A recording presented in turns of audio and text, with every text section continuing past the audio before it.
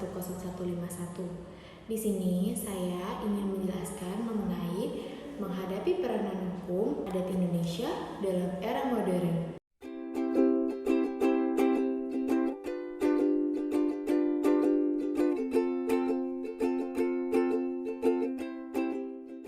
Hukum adat merupakan salah satu hukum yang menjadi pedoman masyarakat Indonesia. Hukum adat dijadikan sebagai bagian dari hukum nasional. Hal ini berkenaan dengan dicantumkannya dua pasal baru dalam perubahan Undang-Undang 1945, yaitu pasal 18B ayat 2 yang menyatakan bahwa negara mengakui dan menghormati kesatuan-kesatuan masyarakat hukum adat beserta hak-hak tradisionalnya sepanjang masih hidup dan sesuai dengan perkembangan masyarakat dan prinsip negara kesatuan Republik Indonesia yang diatur dalam undang-undang berikutnya. Pasal 281 ayat 3 yang menyatakan identitas budaya dan hak masyarakat tradisional dihormati selaras dengan perkembangan zaman dan peradaban. Hukum adat diakui peranannya sebagai salah satu bentuk hukum yang diakui keberadaannya dalam kehidupan serta budaya hukum bangsa Indonesia. Penjelasan mengenai diakuinya hukum adat di Indonesia juga terdapat dalam pasal 127 ayat 1 Undang-Undang 1945 yang menentukan segala warga negara bersamaan kedudukannya di dalam hukum dan pemerintahan dan wajib menjunjung hukum dan pemerintahan itu dengan tidak ada kecualinya, di mana yang dimaksud dari pasal tersebut adalah baik warga sipil ataupun aparatur pemerintahan tanpa terkecuali wajib mematuhi dan menghargai keberlakuan hukum adat dalam budaya dan kehidupan masyarakat Indonesia. Selanjutnya, modernisasi sendiri sebagai gerakan sosial yang bersifat revolusioner atau perubahan cepat dari tradisi ke modern. Selain itu, modernisasi juga berwatak kompleks atau melalui banyak cara dan disiplin ilmu sistematik menjadi gerakan global yang akan mempengaruhi semua manusia melalui proses yang bertahap untuk menuju suatu homogenisasi atau konvergensi dan bersifat progresif. Maka konsep modernisasi meliputi bidang-bidang yang majemuk yang disebut modernisasi politik, modernisasi ekonomi, modernisasi teknologi, modernisasi pendidikan, termasuk modernisasi hukum dan sebagainya. Singkatnya, era modern merupakan era yang ditandai dengan perkembangan ilmu pengetahuan dan juga teknologi, serta perkembangan sosial budaya yang berlangsung dengan cepat sekaligus dengan memberikan tantangan kepada setiap individu untuk terus belajar melalui berbagai sumber dan media.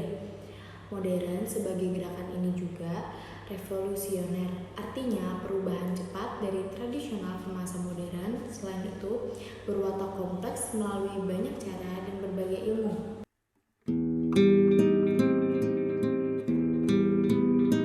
Selanjutnya, saya ingin menjelaskan dari lahirnya hukum adat. Awalnya hukum adat ini terbentuk dari perilaku pribadi anggota masyarakat. Akhirnya secara tidak nyata atau lahir begitu saja di tengah masyarakat. Dan ada suatu proses yang begitu panjang berkenaan dengan runtunan perubahan dan perkembangan sesuatu dalam ruang dan waktu, tanpa mengurangi substansi nilai yang menjadi pengubahnya. Keberadaan hukum adat sendiri diakui oleh masyarakat secara yuridis, normatif, filosofis, dan sosiologis. Tentunya tidak lepas dari siklis yang menjadi dasar pembentukannya. Dalam buku De Etchers menyebutkan istilah hukum adat sebagai adat recht, yaitu untuk memberi nama pada suatu sistem mengenai pengendalian sosial yang hidup dalam masyarakat Indonesia. Jika ada pembentukan tingkah laku dari seorang individu dan menghasilkan interaksi sosial, maka hubungan sosial dilakukan secara sistematis. Maka hubungan sosial tersebut akan menjadi sebuah sistem sosial. Dengan adanya interaksi, maka kebiasaan tersebut lambat laun akan menjadi adat yang telah menjelmakan perasaan masyarakat itu sendiri. Selanjutnya, kelompok masyarakat menjadikan adat sebagai sebuah adat yang harus berperilaku dan dipatuhi oleh seluruh masyarakat dan menjadikan ia sebagai hukum adat. Sehingga hukum adat adalah adat yang diterima dan harus dilaksanakan atau dipatuhi oleh masyarakat yang bersangkutan. Hukum adat aktif diakui di Indonesia, tetapi kiranya harus diketahui bahwa keberadaan hukum adat di Nusantara ini telah ada sebelum Republik ini berdiri. Dalam Undang-Undang 1945 Pasal 18B ayat 2 dinyatakan bahwa negara mengakui dan menghormati kesatuan masyarakat dalam hukum adat beserta hak-hak tradisionalnya sepanjang masih hidup dan sesuai dengan perkembangan masyarakat dan prinsip-prinsip Negara Kesatuan Republik Indonesia yang diatur dalam Undang-Undang Ketentuan Pasal 18B ayat 2 Undang-Undang 45 tersebut di atas dapat dipahami mengandung unsur sebagai berikut. Negara mengakui dan menghormati hukum adat. Ini artinya negara bukan hanya sekadar mengakui kebenaran dari hukum adat tersebut, tetapi lebih dari itu harus pula berperan aktif dalam proses pembangunan hukum adat. Misalnya pemberdayaan kembali lembaga hukum adat yang telah lama memudar sebagai akibat dari dominasi sistem perundang-undangan, sistem ketatanegaraan kita di masa lalu. Negara mengakui eksistensi kesatuan masyarakat hukum adat dan hak-hak tradisionalnya ini, berarti negara berkewajiban untuk mendorong dan jika perlu berperan aktif untuk memberdayakan kesatuan masyarakat hukum adat sebagai bagian penting dari komponen bangsa dan menghormati serta memelihara segala ciri khas yang ada sebagai bagian dari aset bangsa. Kedudukan hukum adat di dalam sistem hukum di Indonesia memiliki kedudukan secara konstitusional bersifat sama dengan kedudukan hukum pada umumnya yang berlaku dalam kehidupan bernegara di Indonesia. Mencermati batang tubuh Undang-Undang Dasar 1945, maka keberadaan hukum adat itu integral dengan rumusan pasal 18B yang menyatakan negara mengakui dan menghormati kesatuan masyarakat hukum adat beserta hak-hak tradisionalnya sepanjang masih hidup dan sesuai dengan perkembangan masyarakat dan prinsip Negara Kesatuan Republik Indonesia yang diatur dalam undang-undang. Pengakuan negara terhadap kesatuan masyarakat hukum adat itu sekaligus pengakuan terhadap hukum adatnya. Dengan demikian, berlakunya hukum adat bukanlah tergantung kepada penguasa negara atau kepada kemauan politik penyelenggara negara, melainkan bagian dari kehendak konstitusi. Sudah jelas dari penjelasan tadi bahwa keberadaan hukum adat tidak dapat diganggu-gugat oleh pihak manapun. Bahkan Konvensi Masyarakat Hukum Adat itu menegaskan, pemerintah mempunyai tanggung jawab untuk menyusun dengan berpartisipasi dari masyarakat hukum adat yang bersangkutan. Aksi yang terkoordinasi dan sistematis untuk melindungi hak-hak dari masyarakat adat ini untuk menjamin dihormatinya keutuhan mereka.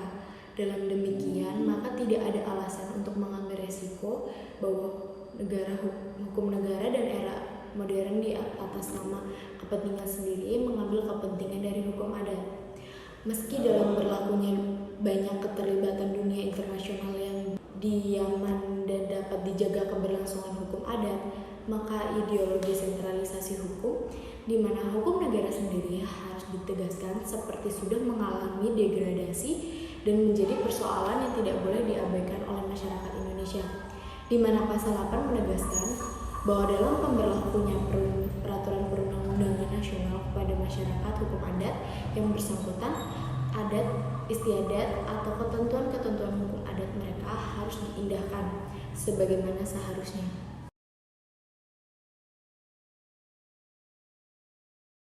Kesimpulannya adalah bertolak dari pembahasan tersebut, maka ditarik kesimpulan sebagai berikut. Yang pertama, hukum adat sebagai sumber utama dalam mengambil bahan-bahan yang diperlukan dalam rangka ketahanan Indonesia. Yang kedua, hukum adat yang diperlukan dalam era globalisasi ataupun modern adalah hukum adat yang disesuaikan dalam keadaan dan perkembangan zaman, sehingga hukum adat menunjukkan sifat dinamis, penyesuaian perkembangan sehingga diri zaman mudah dengan karena memiliki nilai-nilai universal maupun dalam lembaga-lembaga hukum yang bersifat modern. Sekian penjelasan dari saya, kurang lebihnya mohon maaf jika ada salah kata. Wassalamualaikum warahmatullahi wabarakatuh.